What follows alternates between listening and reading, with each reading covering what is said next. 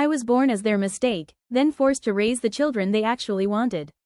And now they want me back. The practice child. I didn't grow up in a family. I grew up in a responsibility that was never supposed to be mine.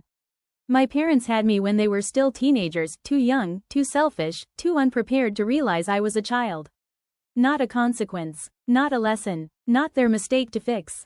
They called me their practice child. Like I was something they tested on. Something they got wrong the first time. And when they finally decided they were ready to be parents, they had 3 more children, the planned ones, the golden ones.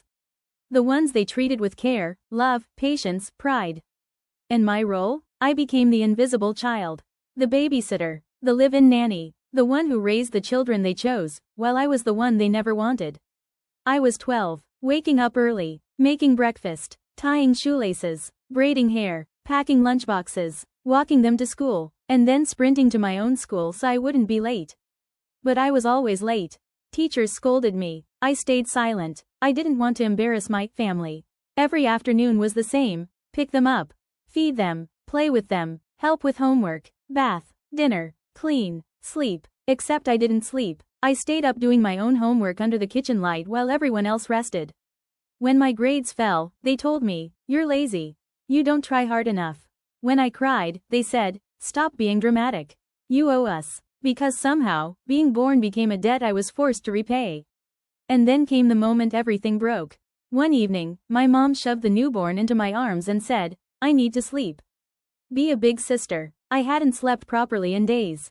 My hands were shaking, my vision blurry, my whole body exhausted, but I held the baby. Because I always held everything. Until my body finally gave up. I collapsed, right there on the kitchen floor. Meanwhile in hospital, doctors asked what happened. My parents said, "She's overreacting. She just wants attention." But the doctor noticed something different. The way they answered for me. The way they spoke about me like I was an inconvenience. The way my eyes didn't move toward them for comfort, only fear. The doctor asked to speak to me alone. And this time, I didn't cry. I didn't shake. I just spoke. Plain, clear, empty. And that was enough. Child Protective Services got involved. They reviewed my medical reports, my school attendance, my grade decline, statements from teachers, statements from neighbors, psychological evaluation. My life wasn't just painful. It was documented. They didn't remove me as punishment. They removed me to save me.